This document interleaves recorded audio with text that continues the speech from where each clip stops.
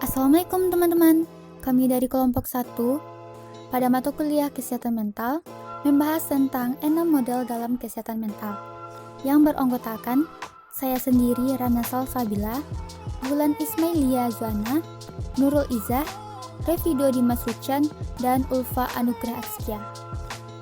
Happy watching! A. Mental health as above normal. Mental yang sehat saling berhubungan dengan pribadi yang normal. Pribadi yang normal saling adekuat atau serasi, tepat, dan bisa diterima oleh masyarakat pada umumnya. Sikap hidup sesuai dengan norma dan pola hidup kelompok masyarakat sehingga ada relasi interpersonal dan intersosial yang memuaskan.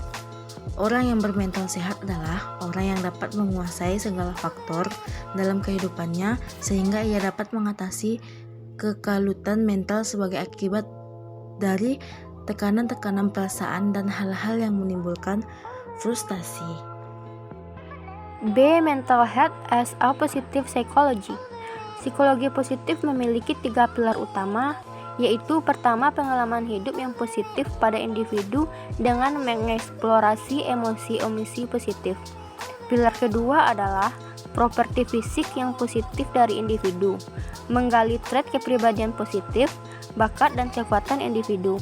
Pilar ketiga adalah masyarakat yang positif, menggali institusi sosial yang positif, seperti demokrasi, keluarga yang kuat, dan pendidikan yang mendorong perkembangan yang positif secara empirik.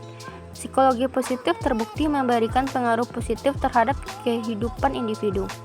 Pendekatan psikologi positif merupakan suatu langkah pemberdayaan individu dan masyarakat untuk membangun bangsa yang beradab. Dalam tulisan ini, individu yang dimaksud adalah mahasiswa. C. Mental health as maturity. Kedewasaan memiliki A. Memiliki perluasan diri atau ekstensi sense of self. Seseorang mahasiswa semester akhir yang telah masuk dalam masa dewasa awal berusaha untuk memperluas ring agar mereka bisa memperluas pergaulan mereka, sehingga dengan mengenal berbagai macam orang mahasiswa itu belajar untuk lebih mengerti minat orang lain dan mengerti minatnya sendiri. Misalnya saja dalam hal pekerjaan yang akan ia gelut nanti.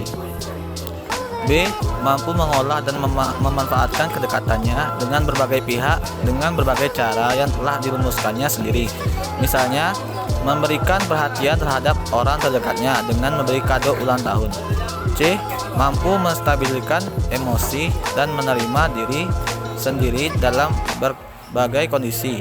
Misalnya, seseorang asisten dosen yang sabar dan pemaaf saat mengetahui mahasiswanya terlambat masuk kuliah selama 1 jam dan memberikan punishment yang berimbang dengan kesalahan mahasiswa dan bersikap biasa saja setelah insiden itu terjadi.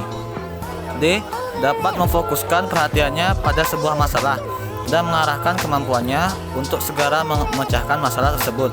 Misalnya, melihat genteng yang melorot, seseorang dewasa mudah segera mengambil tangga untuk membenahi genteng rumahnya agar tidak bocor saat hujan tiba tanpa menunggu perintah dari orang tuanya.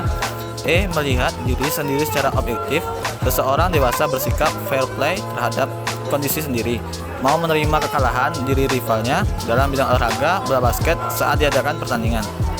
F. Memiliki falsafah hidup yang utuh, kesadaran akan kewajibannya menjadi manusia saat hidup di dunia, melakukan dengan kesungguhan hati dan berdasarkan peroleh pengetahuan selama belajar dan diterapkan dengan sebagaimana baiknya. Karakteristik unik yang dimiliki masing-masing orang yang berasal dari sadar juga menentukan tingkah laku seorang tidak bersandar pada pengalamannya di masa lalu. Individu merupakan makhluk yang berorientasi ke depan, bukan berjalan ke depan karena masih terbelenggu masa lalu, sehingga sikap yang cenderung muncul karena bergantung pada situasi dan kondisi yang akan terjadi tersebut juga merupakan faktor yang menjadi indikasi bahwa seseorang tersebut dikatakan dewasa secara psikologis. Ini adalah disebut dengan otonomi kedewasaan. D. Mental health as a social and emotional intelligence. Menurut Goleman, terdapat 2 faktor yang mempengaruhi kecerdasan emosional, yaitu faktor internal dan faktor eksternal. Faktor internal merupakan faktor yang timbul dari dalam diri individu yang dipengaruhi oleh keadaan otak emosional seseorang. Otak emosional ini dipengaruhi oleh amigdala, neokorteks, sistem limbik, lobus prefrontal, dan hal-hal yang berada pada otak emosional. Sedangkan faktor eksternal merupakan faktor yang datang dari luar individu dan mempengaruhi atau mengubah sikap pengaruh luar yang bersifat individu yang dapat secara perorangan, secara kelompok, ataupun antara individu yang dipengaruhi oleh kelompok maupun sebaliknya. Mental health as a subjective well-being.